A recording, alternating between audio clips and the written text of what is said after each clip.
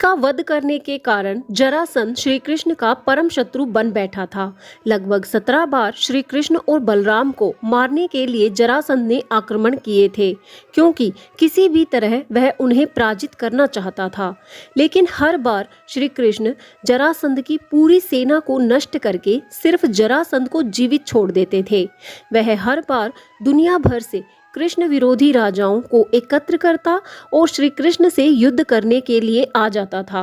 लेकिन एक बार बलराम इस बात पर श्री कृष्ण से क्रोधित हो गए कि हर बार जरासंध को जीवित क्यों छोड़ देते हो। बलराम ने पूछा, कान्हा, ये दुष्ट जरासंध बार बार हम पर आक्रमण कर रहा है, लेकिन तुम इसकी सेना को तो नष्ट कर देते हो, लेकिन सिर्फ इसे जीवित छोड़ देते हो, ऐसा क्यों? ये प्रश्न सुनकर श्री कृष्ण ने जवाब दिया, दाऊ, मैं जरासंध को जानबूझकर जीवित छोड़ देता हूँ। इसके पीछे भी एक कारण है।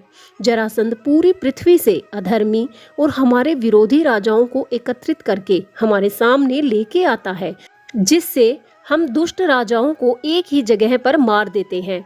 अगर हम जरासंध को मार देंगे तो ऐसे अधर्मियों को मारने के लिए हमें स्वयं पृथ्वी के कोने कोने तक जाना पड़ेगा।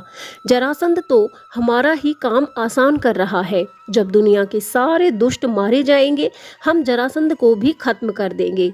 लेकिन जब जरासंध का आतंक ज्यादा बढ़ जाता है तो श्री कृष्ण ये निर्णय करते हैं कि अब जरासंध का वध का समय आ गया है।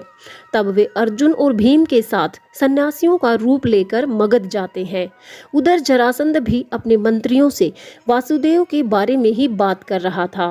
कह रहा था कि इन 86 राजाओं की बलि देकर मैं वासुदेव पर अंतिम चढ़ाई करूंगा, या तो फिर वो नहीं या फिर मैं नहीं। इतनी देर में ही श्री कृष्ण भीम और अर्जुन के साथ सन्यासी रूप में जरासंध से भेंट करने आते हैं। जरासंध उनका स्वागत करता है और 100 गायें भी दान करता है। साथ ही ये भी पूछता है कि यदि और कोई इच्छा हो तो बताएं। तब श्री कृष्ण कहते हैं कि मेरे दोनों साथियों का मौन व्रत है, ये आधी रात के बाद ही बोलेंगे। तब जरासंध कहता है, तो ठीक है, आधी रात के बाद ही भेंट होगी, मैं स्वयं आपकी सेवा में हाजिर हो जाऊंगा। तब वह अपने महामंत्री से कहकर उनके रहने का प्रबंध करा देता है।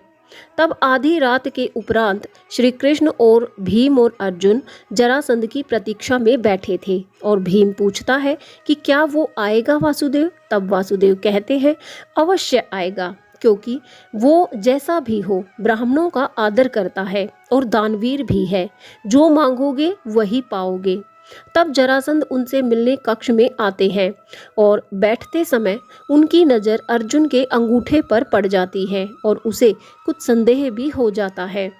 तब वह पूछता है कि तुम लोग क्षत्रिय प्रतीत होते हो, कौन है आप लोग? भला मेरे पास ब्राह्मण बनकर क्यों आए हो? तब श्री कृष्ण कहते हैं कि समझदार लोग शत्रु के घर सामने के द्वार से नहीं आते, क्योंकि सामने के द्वार से तो मित्र के घर जाया जाता है। तब जरासंध कहता है, अर्थात तुम मेरे मित्र नहीं, पर मुझे तो याद नहीं आ रहा कि मैंने तुम तीनों को कभी किसी प्रकार की हानि पहुंचाई हो, फिर तुम लोग मुझे अपना शत्रु क्यों समझते हो? तब श्री कृष्ण कहते हैं कि शत्रु कैसे ना समझें? भला अंधकार को अंधकार ना समझे तो क्या समझें? तुम धर्म की डगर से भटक गए हो, इसलिए तुम हमारे शत्रु हो। तुम अन्यायी हो, इसलिए शत्रु हो। तब जरासंध पूछता है कि क्या, कहाँ से अन्यायी हूँ मैं? तब श्री कृष्ण कहते हैं कि उन 86 राजाओं का क्या दोष है जिन्हें तुमने पशुओं की भांति बंद कर रखा है? उनका जीवन लेने वाले तुम कौन हो? और क्या रुद्र तुम्हारी इस तरह से सुनेंगे? क्या वो तुम्हारी बलि स्वीकार करेंगे? कभी नहीं। इसलिए हे राजन, अधर्म की डगर छोड़ो, धर्म के मार्ग पर आ जाओ, क्योंकि यही मोक्ष का मार्ग है। ये ना भूलो कि जीवन में मृत्यु से अटल और कोई वास्तविकता है ही नहीं। और यदि तुम ये सोचते हो कि तुमने मृत्यु को जीत लिया है तो तुम मूर्ख हो। भाग्य भी व्यक्ति को उसके कर्मों की तुला पर तौलता है। राजन, क्षत्रिय के लिए युद्ध भी एक यज्ञ है और इस यज्ञ के हवन कुंड में वो अपने प्राणों की आहुति भी दे सकता है।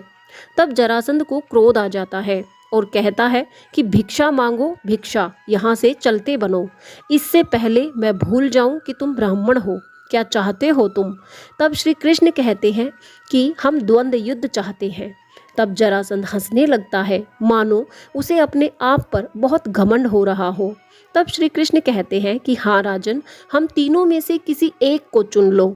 तब जरासंध अर्जुन और वासुदेव को देखकर कहता है कि तुम दोनों तो बहुत सूखे हो, तुमसे जूझना तो मेरा बहुत बड़ा अपमान है, फिर भी मैं तुम्हारे साहस की प्रशंसा करता हूँ। तब जरासंध भीम के लिए कहता है कि ये ठीक रहेगा। तब जरासंध कहता है कि द्वंद्व युद्ध से पहले अपना परिचय दो। तब वासुदेव बताते हैं कि ये कुंती पुत्र अर्जुन है, ये भीमसेन है और मैं देवकी नंदन कृष्ण हूँ। तब जरासंध को थोड़ा आश्चर्य होता है कि जिस परम शत्रु को मारने का उसने इतनी बार प्रयास किया वह स्वयं उसके ही घर में खड़ा है। तब जरासंध कृष्ण से कहता है कि यदि मुझे पहले से ज्ञात होता कि तुम वासुदेव हो तो भी मैं भीमसेन को ही चुनता, क्योंकि द्वंद्व युद्ध तो बराबर वालों में ही होता है।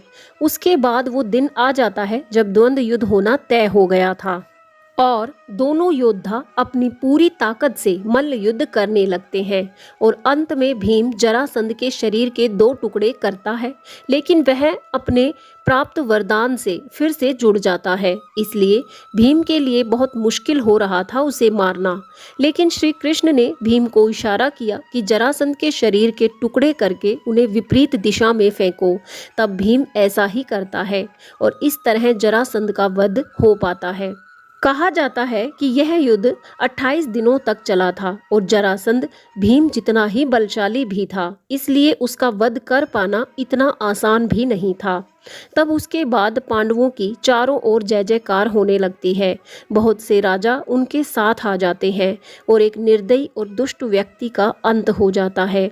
ये थी जरासंध वध की कहानी।